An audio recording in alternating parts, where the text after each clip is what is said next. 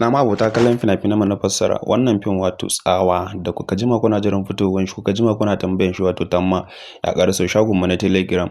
Duk mai buƙata zai iya tuntuɓar mu a wannan lambar waya da muka ɗora gashi nan mun ɗora muku ta Telegram insha Allah zai samu sauran ƙarin bayani a gurin mu. Muna tura fim a farashi mai sauƙi amma dai sai dai muna tura shi ta iya Telegram ne. Wannan fim wato tsawa yayi matuƙar kyau yayi kyau sosai duk da na san da yawan ku kun san shi domin kun jima kuna tambayan shi. To ya ƙaraso shagon mu na Telegram kawai duk mai buƙata ya tuntuɓe mu a wannan lambar waya da muka ɗora. Wannan fim tsawa Sultan da kanshi ya zauna ya fassara muku wato a kamfanin shi mai suna Sultan Film Factory. Gaskiya wannan fim din yayi kyau domin Sultan da kanshi ya zauna ya fassara muku fim din saboda ingancin shi. Gaskiya ya kamata ku zo ku kalli wannan fim mai suna tsawa. Gaskiya fim din yayi kyau matuƙa sosai da sosai. Kawai da abin da za ku yi na gaya muku duk mai buƙata shine ya tuntuɓe mu a wannan lambar waya da muka ɗora insha Allah zai same mu.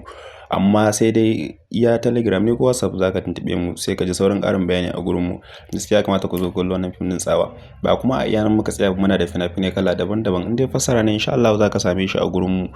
Sa'annan in dai ka haɗu da wannan bidiyo na muka daure ka danna mana subscribe sannan ka danna mana ƙararrawa ta yadda da zarar mun ɗora sabo zai iso gare ku sannan ya isa ga sauran mabukata.